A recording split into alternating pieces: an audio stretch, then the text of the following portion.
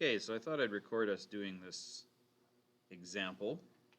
Since this is a tough one, if you can solve an equation like this, we're not going to be able to stump you. This is about as ugly as they get. Maybe the only thing that I could have done to make it tougher would have been if I'd have gotten a little sillier with what the domain is here and said maybe it goes into the negatives and something to make you count backwards around the circle. But other than that, this is about as tough as these get. So let's give it a try. What should we do here? Well, it's a quadratic. Hopefully everybody notices that. So to me, this isn't really any different than 6x squared equals 12 minus x. How does one solve a quadratic? Well, you put everything on one side and then see if you can factor it. And if you can't, you break out the quadratic formula, right? So I'm going to move everything to one side. So everybody out of the pool. There's my equation. So let's do that with the actual trig. So the minus cosecant becomes plus cosecant, and the plus 12 becomes a minus 12. And now I think about how to factor this. Now, anytime that the a value, when I'm factoring for ax squared plus bx plus c, anytime it's not a 1, I'm usually thinking about decomposing. So the decomposition method means that you think about this a number and this c number, and you multiply them together. And then you ask yourself, what two numbers times to make negative 72? But when I add them, I'll get positive 1. And that doesn't take too long. You'll realize it's negative 8 and positive 9. So you decompose this 1 that's here into, hold on, I just wrote wrong, into positive 9 cosecant minus 8 cosecant. And then you do the step called partial factoring. You look at the first two terms, and you ask yourself, what can I factor out of 6 of these and 9 of those? I can factor out 3 cosecant theta, leaving me 2 cosecant theta plus 3. And then in these two, I can factor out a negative 4. And if you're doing it right, this happens, where you end up with the same thing in each of these factors. If you end up with something that isn't the same in those factors, well, then something's gone wrong. Possibly you're doing one that doesn't actually even factor, in which case you have no choice but to try the quadratic formula.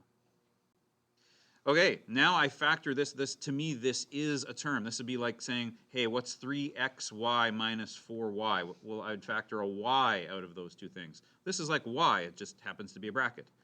So I factor out 2 cosecant theta plus 3. And that leaves behind 3 cosecant theta minus 4. And there's my two factors. So let's now start with the factors. Okay, what do we know then? We know that this is 0. So that makes negative 3. I missed a c there. Or this is 0.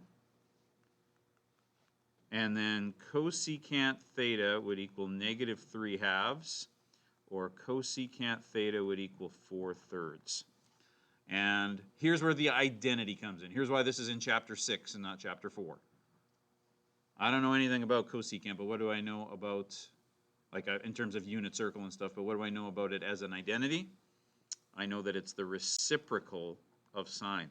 So if I reciprocal both sides of the equation, I now have this. And are either of those things that I would find on my unit circle? No. So that's what makes it a calculator question. Okay, so let's refresh your memory on how to do this too. Let's break out the calculator and chase it around the screen for a while. There we go. All right, do you remember how to make sure, first of all, am I solving in degrees or radians? Radians. So do you remember how to make sure your calculator's in radians? We would turn it on, we would go, and this one I actually have to go to a mode, and yep, I'm in radians, so I'm good to go. So make sure that you know what you're doing there. Punch buttons along with me. Now remember when you're doing this, what you're looking for, your calculator only gives you what's called the reference angle. And get rid of the negative. So I'll remember that it's here, but my reference angle, I'm just going to calculate the inverse sine of 2/3. So the inverse sine of 2/3 is this rather lovely decimal. And we'll go to 4 decimal places. So 0.7297. 0.7297 is the decimal. Now, remember though that sine was negative. So this reference angle has to happen where sine is negative. Where are my quadrants where sine's negative? Well, that'd be down here and down here. So, what are the standard form angles for that one and that one? Well, the first one, the short one, would be this 0.7297 plus pi. So I'll just add, where's pi on this thing again? Pi to my answer, 3.8713. Okay, so there we go. There's one answer. And the other one, all the way around to here, would be 2 pi minus that. So I'm just going to go back, and you know what? I'm just going to take my answer and minus pi again, so that I have that original answer. And now I'm going to take 2 times pi and minus that last answer, that decimal 0.279. And I get 5.5535. 5535. Did I copy that right? Yep. Right, because the thing after the 3 is a 4, so I'd round it up to a 5. That's if I'm rounding to 4 places. The questions will say. Okay. And you know what? We don't like to give away on the question. Maybe it does land on the unit circle. Maybe I gave you the calculator, but it turns out you don't need it. So I'll say, give an exact answer if possible. If not, round to 3 places or 4 places or whatever it wants you to round to. Okay, but that's only half the answer. What about where sine is 3/4? So sine inverse, so I'll do the same thing here. Reference angle is the inverse sine of 3/4. So my reference angle is the inverse sine of 0.75. Oops, I missed the decimal. Now I missed the 7. Come on, you. There we go. So 0.8481 if I round it to 4. 8481. And okay, so now this is where sine is positive. So sine's positive here and here. So what answers do I get out of that? This one, well, in quadrant 1 you are your own reference angle, so that's one of my answers. And in quadrant 2 I'd have to subtract that from pi. So I'm going to go pi minus my last answer. And there it is, 2.2935. And that's it.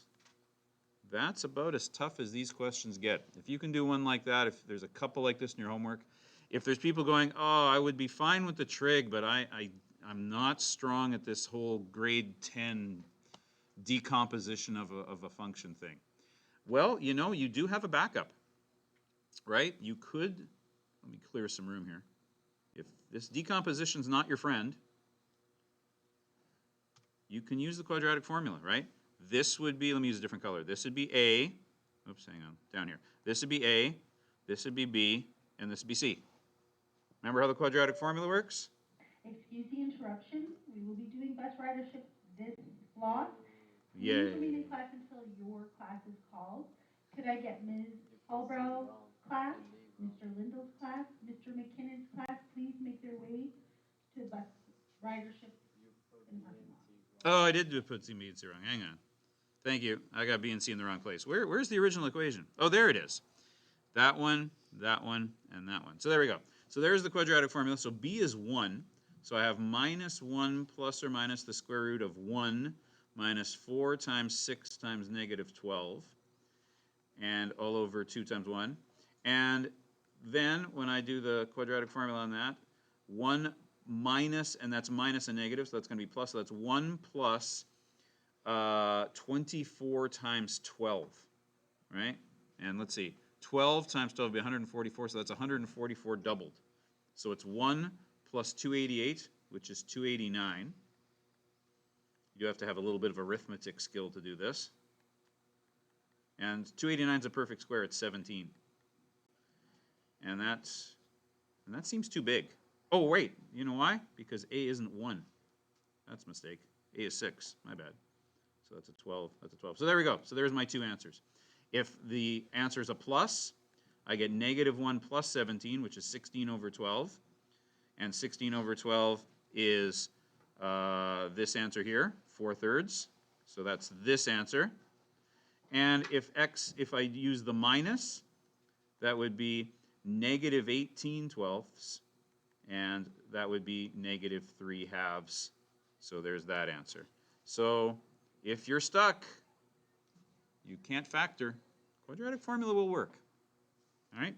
But then don't forget from there, you have to do the reciprocal because you're solving for sine. Right? Our calculators don't have cosecant buttons. At least mine doesn't. All right, so that's it. Just wanted to run through one of those before you tackled some of the tougher ones in your homework. And you can have the rest of this period to do some work